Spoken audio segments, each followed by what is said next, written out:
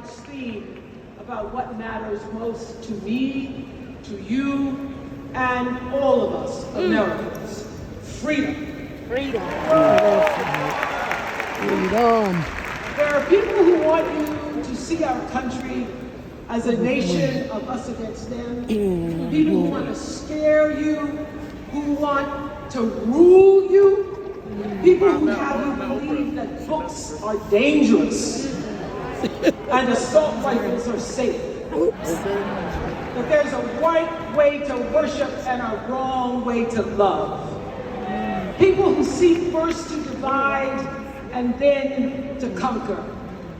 But here's the thing. When we stand together, it is impossible to conquer us.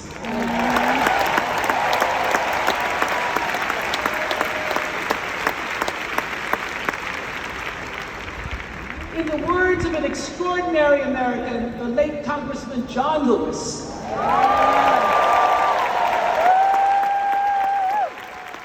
said, no matter what ship our ancestors arrived on, we are all in the same boat now.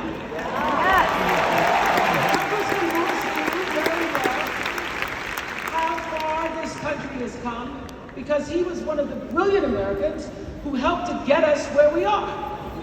But he also knew that the work is not done. The work will never be done because freedom isn't free. America is an ongoing project. It requires commitment. It requires being open to the hard work and the heart work of democracy. And every now and then, it requires standing up to life's bullies.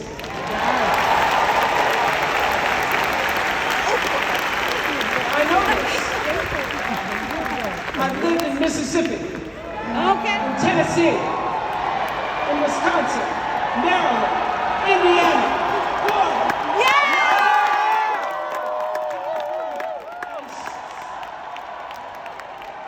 She's lived a lot of places. And sweet home Chicago, Illinois.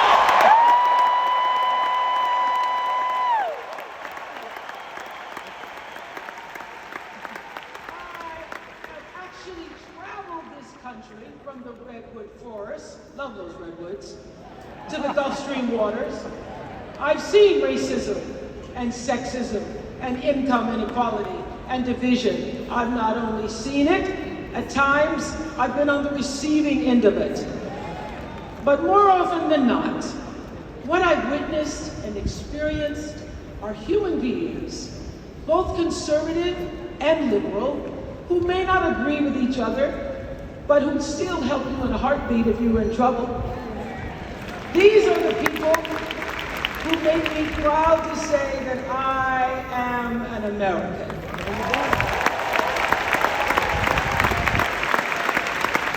They are the best of America. And despite what some would have you think, Come on, not yet. we are not so different from our neighbors. When a house is on fire, we don't ask about the homeowner's race or religion. Nope. We don't wonder who their partner is or how they voted. No. We just try to do the best we can to save them. And if the place happens to belong to a childless cat lady,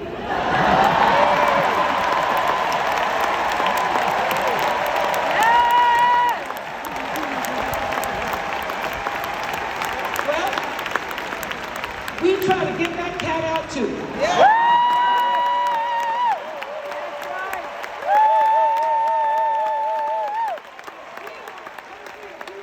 We work hard for the money. We wish our brothers and sisters well, and we pray for peace. We know all the old tricks and tropes that are designed to distract us from what actually matters, but we are beyond ridiculous tweets and lies and foolery. These are complicated times, people, and they require adult conversation. And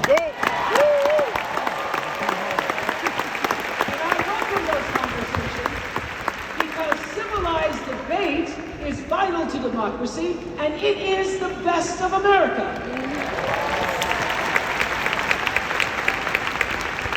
Now, the last couple of nights, we have all seen brave people walk onto the stage and share their most private pain. Amanda and Josh, Caitlin, Hadley, they told us their stories of rape and incest and near-death experiences from having the state deny them the abortion that their doctor explained was medically necessary. And they told us these things for one reason, and that is to keep what happened to them from happening to anybody else. Exactly. Because if you do not have autonomy over this,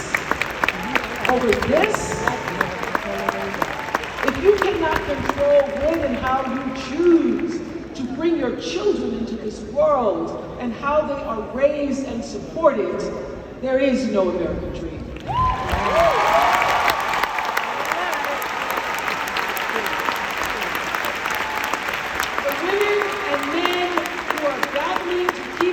Going back to a time of desperation and shame and stone cold fear, they are the new freedom fighters. And make no mistake, they are the best of America.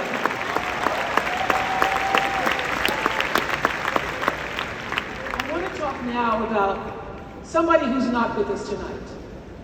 Tessie Prevost Williams was born in New Orleans not long after the Supreme Court ruled that segregated public schools were unconstitutional. That was in 1954, same year I was born. But I didn't have to head to first grade at the all-white McDonough 19 school with a U.S. Marshal by my side like Tessie did. And when I got to school, the building wasn't empty like it was for Tessie. You see, rather than allowing McDonough to be integrated, parents pulled their kids out of the school, leaving only Tessie and two other little black girls, Gail Etienne and Leona Tate, to sit in a classroom with the windows papered over to block snipers from attacking their 6-year-old bodies. Tessie passed away 6 weeks ago. And I tell this story to honor her tonight, because she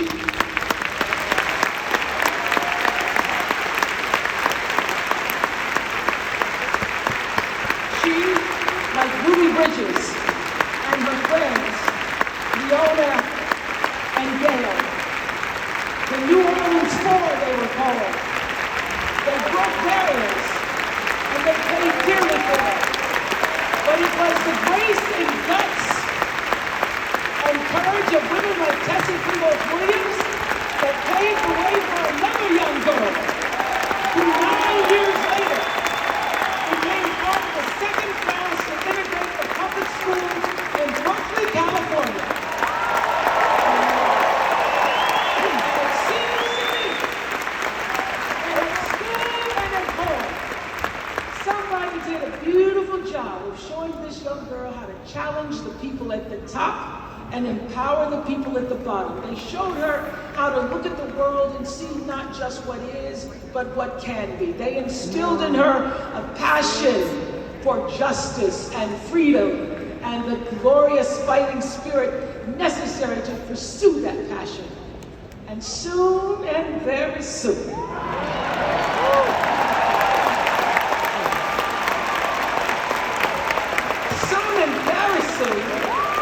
we're going to be teaching our daughters and sons about how this child of an Indian mother and a Jamaican father, two idealistic, energetic immigrants,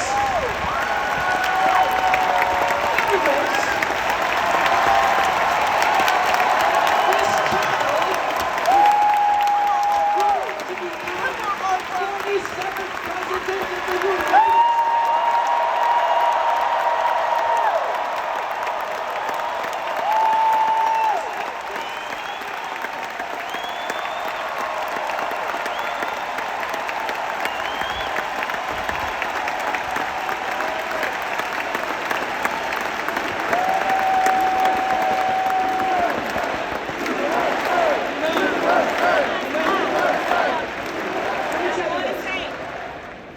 Isn't about us and them. It's about you and me. Exactly. and what we want our futures to look like. There you go. There are choices to be made when we cast our ballot. There you go. Now, there's a certain candidate that says if we just go to the polls this one time, that we'll never have to do it again. Well, you know what? You're looking at a registered independent who's proud to vote again and again and again because I'm an American and that's what Americans do.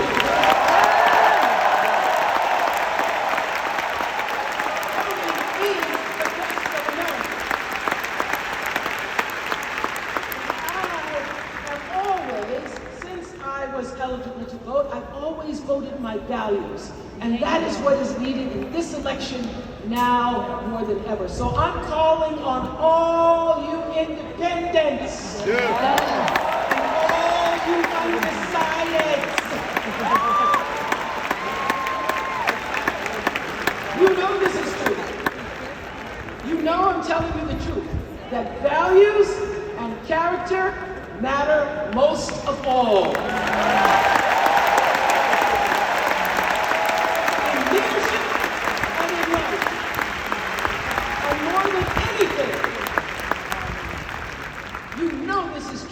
That decency and respect are on the ballot in 2024.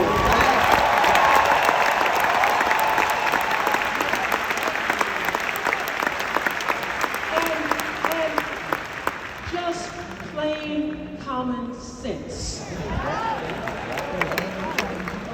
Common sense tells you that Kamala Harris and Tim Walz can give us decency and respect.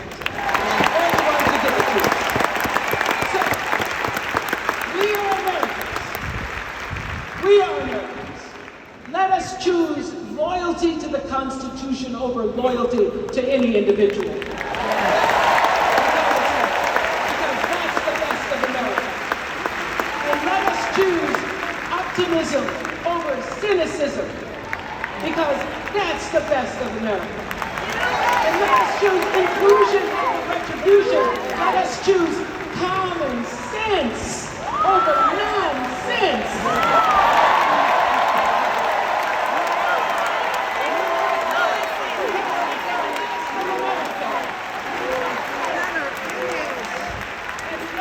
Choose the sweet promise of tomorrow over the bitter return to yesterday. We won't go back.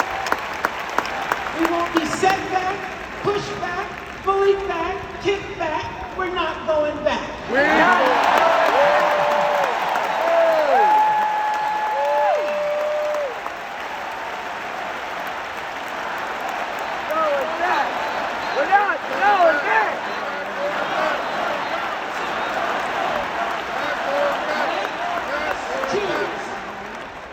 Choose truth, let us choose honor, and let us choose joy.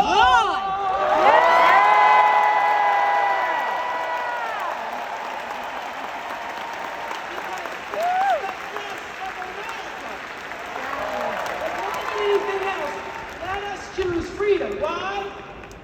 Because that's the best of America. And together, let's all choose